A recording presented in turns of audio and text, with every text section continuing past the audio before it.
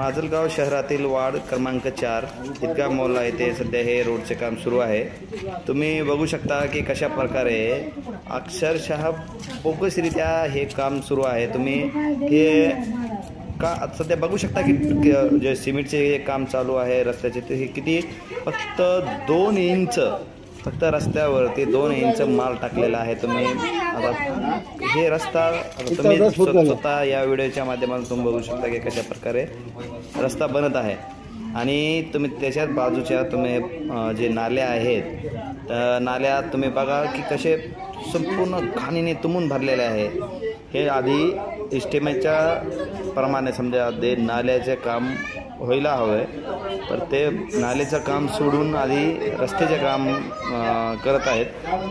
आणि हे नाल्यामुळे तुम्ही बघू शकता की कशा प्रकारे ह्या जे मोहल्ल्यामध्ये जे ईदगाह मोहल्ल्यामध्ये जे लोक राहतात यामुळे रोगराईचा सामना करावा लागत आहे। दररोज 5-6 पेशंट समजा आजारी पडत आहेत घरामध्ये ह्या घाणीमुळे। तुम्ही बघू शकता कशा प्रकारे नाल्या देखील तुंबून भरलेले आहेत। ते घाण देखील नगरपालिकेने काढलेली नाही आहे। आणि विशेषतः म्हणजे की ह्या जे रस्त्याचे जे काम चालू आहे खूप अक्षरशः निष्कृष्ट दर्जाचे हे काम चालू आहे। आणि हे काम सध्या राहुल लंगडे या नगरसेवकाने काम घेतलेलं आहे। त्यांच्या मार्गदर्शनाखाली हे काम होत आहे।